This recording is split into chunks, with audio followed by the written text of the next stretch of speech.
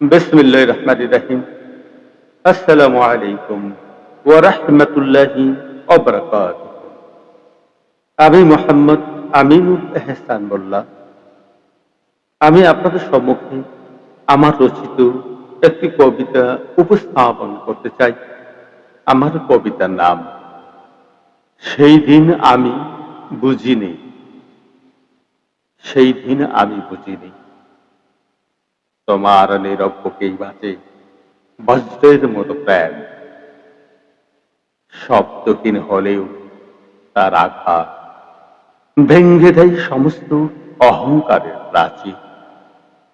সেই দিন আমি বুঝিনি তোমার নীরব বুকে আজ বজ্রের মতো প্রাণ।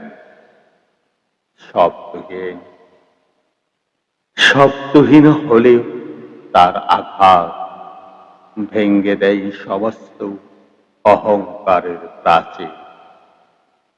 সেই দিন আমি বুঝিনি তুমি ছিলে আমার অন্তরের অগ্নিঘিরি, যার ভিতরে ঘুমিয়েছিল ভালোবাসার অগ্নিস্রোত, পরিবার্য বিস্ফোরণ।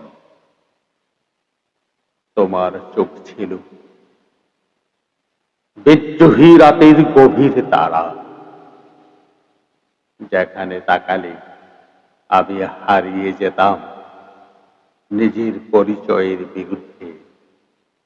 সেই দিন আমি বুঝিনি, সেই দিন আমি বুঝিনি তোমার হাসি ছিল নতুন ভোরের সফর, যা পুরানো সমস্ত অন্ধকারকে এক ঝটকায় ভেঙ্গে চূর্ণ করে দিত।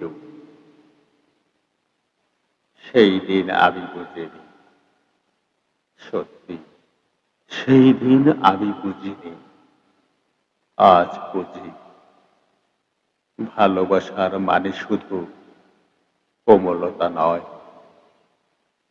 এক অগ্নিযুদ্ধ, যেখানে হৃদয় নিজেই নিজের বিরুদ্ধে দাঁড়ায়।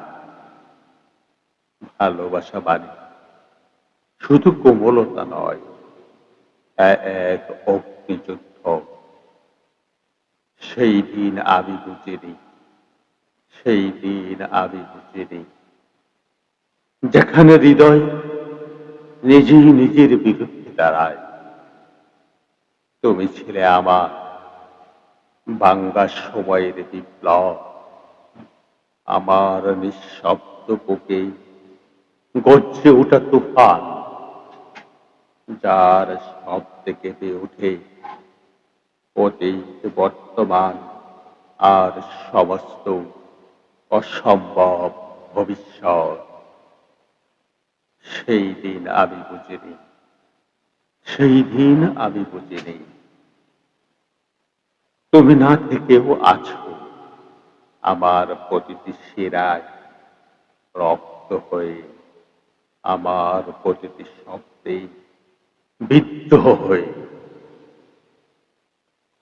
আর তাই আজ আমি বলি, তাই আজও আমি বলি, সেই দিন আমি বুঝিনি, সেই দিন আমি বুঝিনি আমি শুধু একজন মানুষকে নয়, একটি আগুনকে ভালোবেসেছিলাম, একটি আগুনকে ভালোবেসেছিলাম, যা আজও নিভে যায়নি, যা আজও নিভে যায়নি।